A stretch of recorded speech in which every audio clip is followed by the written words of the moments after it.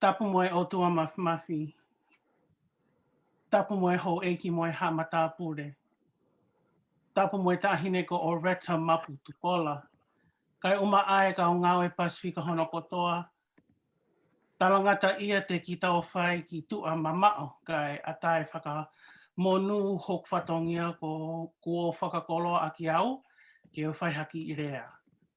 Ko e kuhingoa ko Malissa Netane-Jones, pea ko lere mai mehe ki motu ko San Francisco, California, ko hokta mai ko tupou lea ai vai Netane, me ta anea halau furi wawa utonga, pe ko whae ko ele noa whanga pulotu haunga tau Netane, me pangai pe mo mounga one haapai tonga. I want to acknowledge the Ramatai Tush Ohlone people whose land I currently live on and operate under.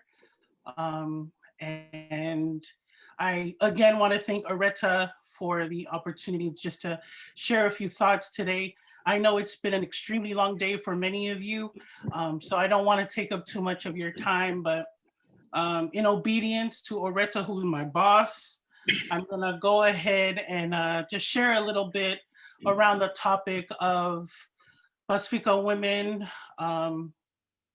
racism, and equity. So I'm from the Bay Area, and for those of you who may know, the Bay Area is known for being very socially conscious. And in the 1960s, as African Americans were mobilizing against discrimination and the civil rights movement, the Bay Area played a very big part in that. San Francisco, Oakland, Berkeley, to really help the movement and demand that the federal government intervene in some of the most atrocious things that were happening to the African American community, as well as the Asian community. At the same time, there was a huge movement of Tongans moving to the Bay Area. And so my mom and my dad came to the Bay in 1964. And so they were actually here during the most critical parts of the civil rights movement. Now, my father came with very little education. My mom had some college, she went to BYU Hawaii. But ultimately, they both came to the Bay Area seeking a better life. The typical American story for any immigrant family who's trying to do better. And I think for my parents, they were so honed in on being successful and creating a legacy for my family that as the civil rights movement was happening, my parents weren't that aware of how severe and how incredibly important that time was. So my father worked several jobs. He cleaned, he drove around, he did yate, he did whatever he could to support our family. My mom, for those of you who know my mom, she's a very interesting lady. She said, well, I'm gonna work in an office. And she decided that she would go and work as doing data entry for a huge company here back then called Armor, who they did meat. And so while my parents were working, all of these things like really ring hard to me because I grew up in a predominantly white neighborhood. I went to a predominantly white school. My entire education career from K to 12 was majority white. And so I somewhat lived in a bubble. And I just kind of thought that that's how life was. You know, parents go work, I go to school, you know, I get to play with my little friends, and not really understanding the plight of my African American brothers and sisters, my Latino, my Asian, because my bubble was close and it was tight. And my parents were trailblazers because they were able to work so hard that they were able to bring their brothers and sisters and families to America. So that was kind of the trajectory of my parents, was just kind of that. Um, I remember my dad telling me when I was younger how hard it was for him just to go to work. And I never really understood. I was like, why would it be hard to go to work? You're going to work, you're getting a paycheck, you come home. And I didn't know what was happening.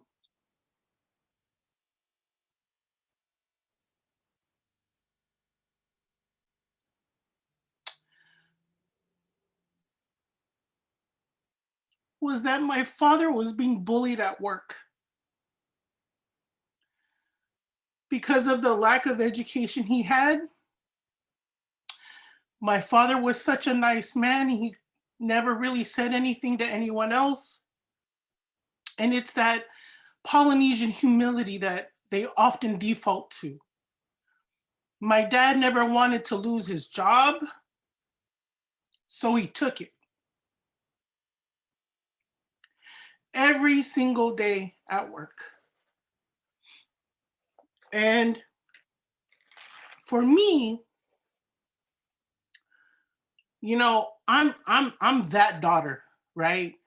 You want to come mess with my pops, we're gonna have a problem. And even though I was really young, I would tell my mom, Mom, why don't you go to his job? And my mom would be like, for what? Go to his job and what? And me, I don't know, beat up people. What are we gonna do? You know, so I often thought about the immigrant story of people who migrate to this country just trying to make a living, yet they are susceptible to the very ugly part of this country. And so when I was 17 years old, my parents bought the house that I grew up in 1970. Uh, Knew all their neighbors. My dad would sometimes go and mow the neighbor's lawn. You know, we did the whole borrow sugar thing.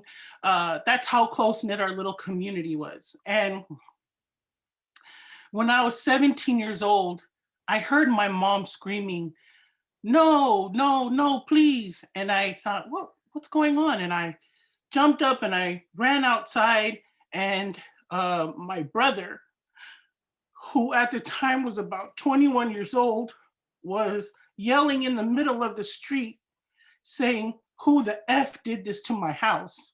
And I was like, why is he yelling? What's going on? And I've never told this story, so I apologize. But I kept going, dude, calm down. What's going on? And he kept saying, no, let me go. And I was like trying to grab his arm. And I was like, Junior, what are you doing? Why are you so upset? And he was pounding on the door of all the neighbors. And he kept saying, so all of you just didn't see anything? So nobody wants to say anything? And I was like, what is he talking about? So when I walked out of my house, I didn't see what was behind me. And people had vandalized our home and spray painted swastikas and the white race on our garage, our fence, and on our cars. And I was so upset because my parents had lived in that neighborhood for such a long time. And to have our house vandalized and victimized by people who felt like we didn't belong. So when I say that racism showed up at my front door, it showed up on my front door. And I'll never forget my father, who just stood there and painted over all of the vandalism. He wasn't angry. And I kept going, Dad, just hold on. We need to call the police. And my dad says, no, it's okay. It's okay, Lisa. And I said, no, wait. And my brothers, my dad wasn't really paying attention to my brother. My brother was yelling in the middle of the street. I was kind of caught in the middle. My mom was crying, telling my brother to come back into the house. And the whole time, my father, the hardest working man I knew, was literally getting paint thinner to rub off the swastika on his truck that he uses for work.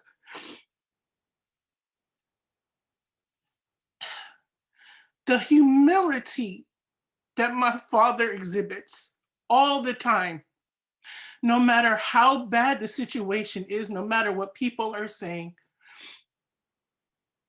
My dad was what you call in communication an ostrich. He was a conflict avoider because he was scared about what could potentially happen to his family if he were to ruffle any feathers or say anything. He didn't even want to call the police. And I kept saying, Dad, we need to file a report. My dad kept saying, don't call the police. It's fine. Our neighbors to the left, who were a Latino family, we bought our homes around the same time. He came over and he did the same exact thing. He helped my dad paint. No anger, no conversation, because he too has experienced the same thing. I say that to say, everybody, is that I refuse to let any of my community be victimized by people who are ignorant. Our community cannot move forward, cannot get the support and resources it needs to sustain itself if we don't work as a collective. There is not enough Pacific Islanders in my county or in this country to be able to go against these larger powers. So what do we have to do? We have to stand with our Asian brothers and sisters. We have to stand with the African Americans and the Blacks. We have to stand with our Latino communities. We need to stand with everybody, because as a collective, that's how we see movement. I have suppressed that story, actually, because it makes me so angry. And I'd like to think as a grown adult, I've kind of learned how to get past some of those things. But it's my why. It's my why, and it's my never again.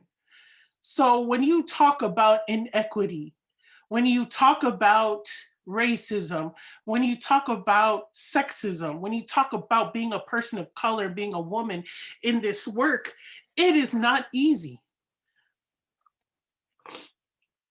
In the work that I do, I started in violence prevention. I was asked to come in to facilitate a coalition of different leaders from different sectors to address Tongan gang violence. And if you're from the Bay, you know that the Crip and the blood thing is not really prevalent, but it's more turf tripping, meaning, I defend where I'm from, I defend my neighborhood, my block, or whatnot. And so there were Tongan youth who were shooting each other at church between two cities. And so it was a very new concept for local law enforcement, because Tongans had not really made the radar in terms of crime and gang violence.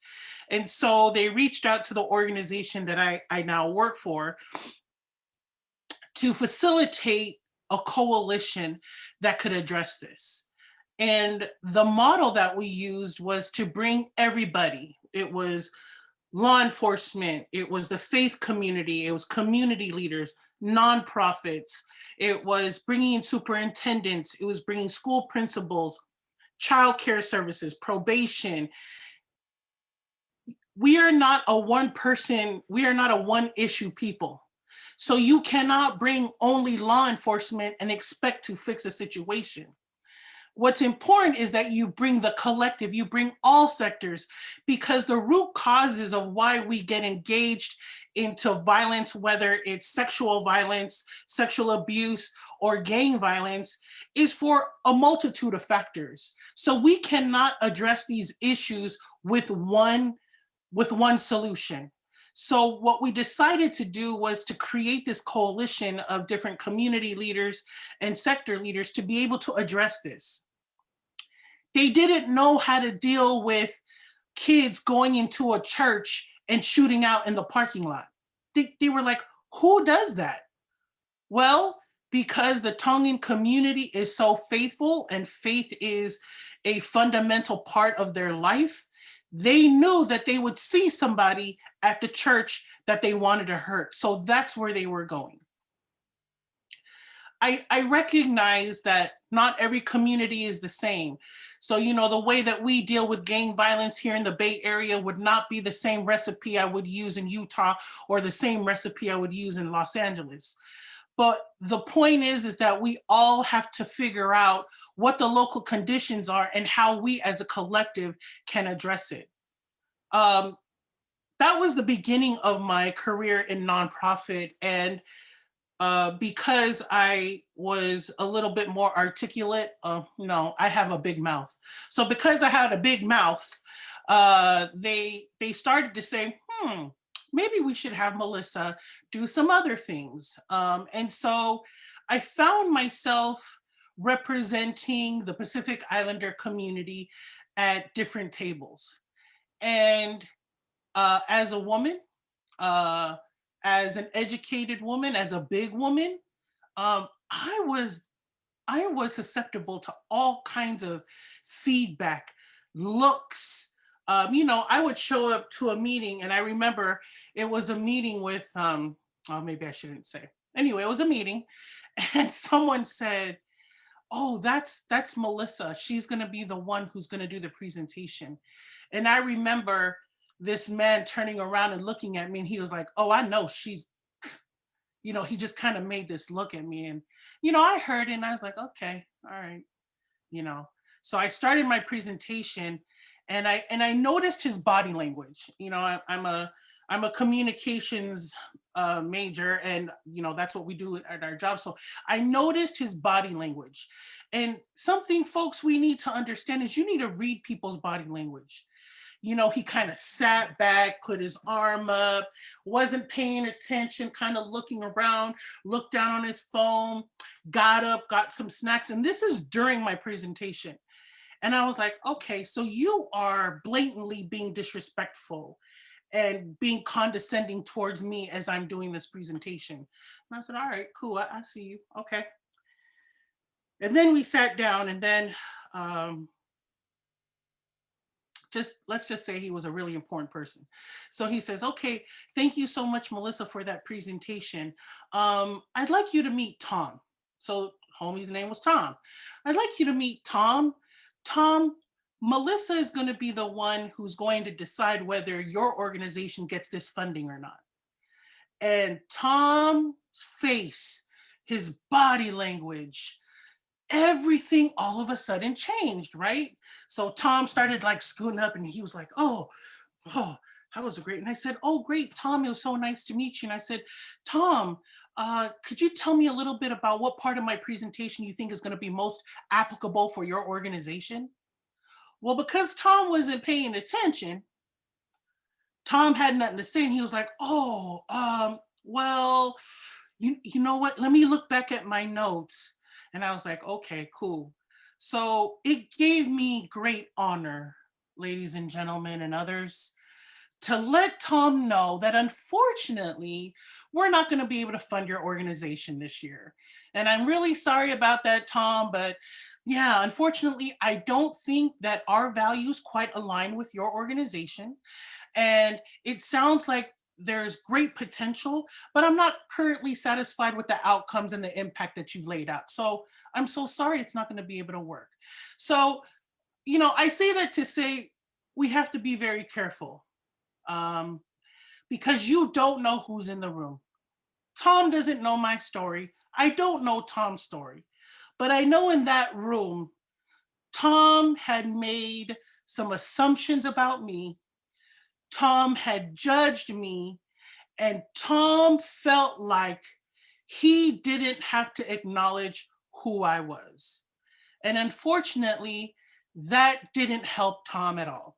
So just to be perfectly honest, it wasn't because the way he treated me. I really didn't like his proposal. So that's really why I didn't fund him. Just just for the record. But it felt great, right? It felt great. Okay. One thing that I think is super important for all of us to know is that, you know, as a woman, I'm often judged. Because of my big mouth, and because of the experiences that non-Pacific Islanders have had with Pacific Islanders from where I'm from, I apologize about that. People tend to misunderstand me. And so I've literally had to play the role of somewhat pulling back a little bit. I recognize that when I speak, that I have power in my voice. I know that. I know that. And with power comes responsibility. And I know that as well. And so I have to be very careful because I'm representing my people. I don't often like being tokenized. When I was kind of like maybe midway through my career, you know, I would find myself being the only Pacific Islander at, at certain conversations and tables. And I didn't like, well, Melissa, what would be great for the Pacific Islander community? And it made me uncomfortable to have to answer for the entire Pacific Islander community, which is not necessarily a title I like to have. And so I was telling this to one of my mentors one time. I was like, dude, you know, I don't really like, you know, when they say, Melissa, you know, can you represent for the Pacific Islanders and things like that? And this is what she told me. And she says, then who, Melissa? If it's not you, then who? If you're the one at the table, then you're the voice that needs to be heard. And I thought, dang, I was hoping she was going to say, you're right, Melissa, but I was wrong. And so, brothers and sisters, I accept the responsibility that I have to be the voice for my people. Sorry, I'm sick and my tear ducts don't work, so everything's coming out. So I apologize. Um,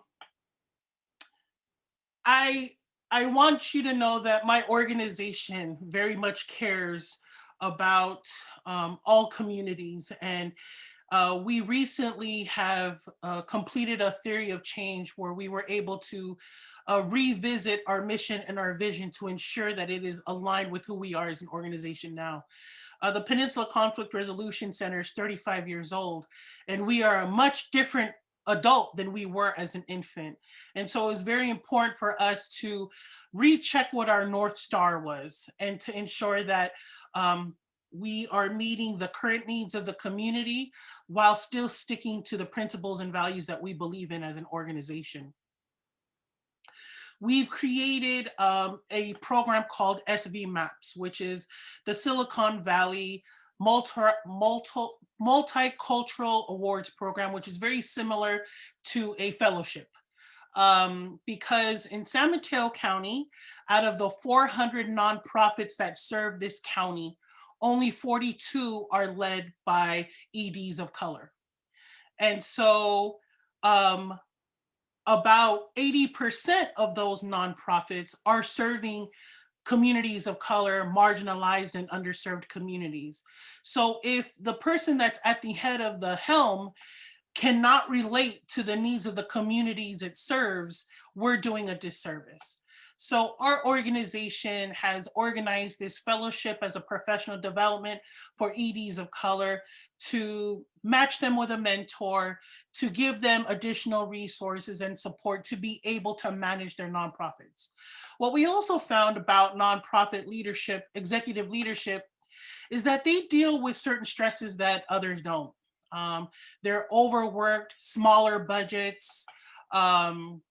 There is a higher expectation for them to succeed versus their white counterparts.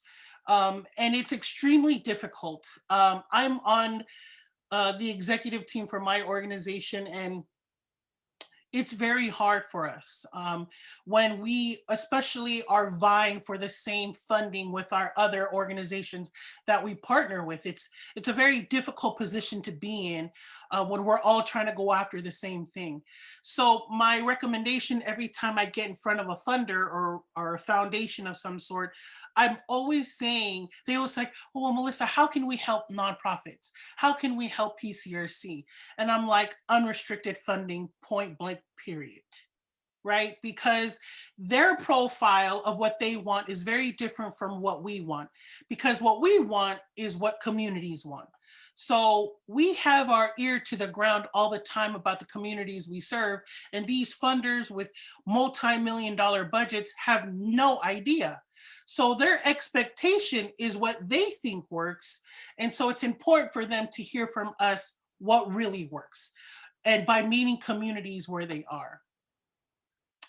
I'm going to just wrap this up because I can go on forever. But honestly, one of the few things that I just want to leave that I hope is a gift that I can give you all, or some nuggets of information, is, you know, for one, is to be okay with being the only one.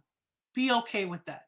Be okay with representing your community. Now, with representing your community, you have to do a good job, or the best job that you can do. Get support, educate yourself, manage up, be resourceful, talk to other colleagues, work with other organizations, go to conferences, develop yourself so that when you are at the table and you are speaking on behalf of your people, that you know what you're saying. Okay. The other thing is cultural humility. I grew up with parents, no, not my mom. My mom was off the hook, but my dad. My dad was a very humble man who worked very hard. And I'm sure Simi's laughing right now because he knows my dad. But I'm saying that kind of humility I don't want to lose. Even though I would have dealt with things a little bit differently than my father did, at the end of the day, my father was still a provider, a hard worker, a very faithful man, and a man who loved and was faithful to his wife and his family. So at the end of the day, I can't knock my father for being humble. The other thing is to diversify your plate. I know that we all are on this call because we do some service to, we provide some service to our community, or we represent our community in different capacities. But I promise you, when you diversify the communities that you work with, you're going to be stronger to help ours. And that's because you have to build relationships, build bridges, understand how systems work, because that's how you're going to be able to benefit your own community and the work that you do as you're providing direct services. And finally, take care of yourself. I really, really want you to take care of yourself. Self-care is probably the one thing that we as women of color, Pacifica women, don't do enough. Why? Because we are literally carrying the world on our shoulders. We are mothers, we're wives, we're Relief Society presidents, we're community leaders, we're volunteers, we are soccer moms. No, maybe not soccer. We're rugby moms, we're football moms. You know what I mean? So we're doing all of a multitude of things to be able to make it easier for everyone else, but we're so hard on ourselves. So we have to take time to smell flowers, to do what's good for us. I don't meditate and I don't yoga. I'm not knocking people who do, because I think that that's cool. Me, I'd rather, like, hang out with my best friends over a really great meal and talk story. That's what works for me. Listening to great music. I'm a 80s kid, so I grew up in the 90s. So you play some 90s music, it's all good for me. I'm down all day long. So those are the things that work for me. And you have to find out what works for you, because at the end of the day, you are saving the world. And I say that with respect, but I mean it. Whether it's your world or the world that we live in, you are the ones who are doing that for yourselves. One of the things that I did was I was asked to participate in a digital storytelling project. And it was because we were trying to build out our Pacific Islander mental health curriculum.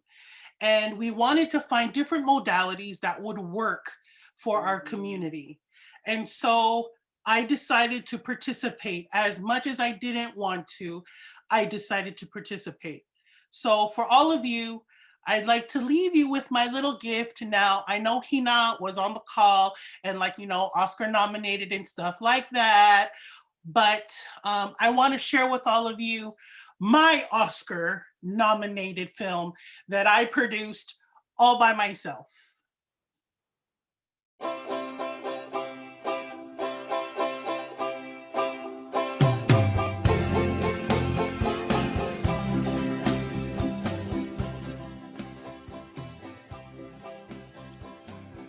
I used to think that my house was a hotel because there's always someone living with us.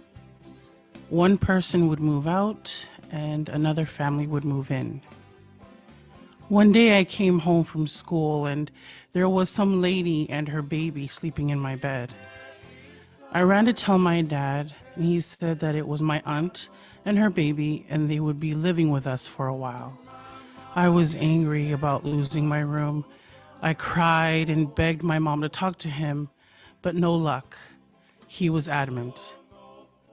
I soon learned that this gesture of helping was in fact called gavenga, which is family, community, village, country, related obligations, duties, commitments, and practices. Tongans often put the needs of others before their own families.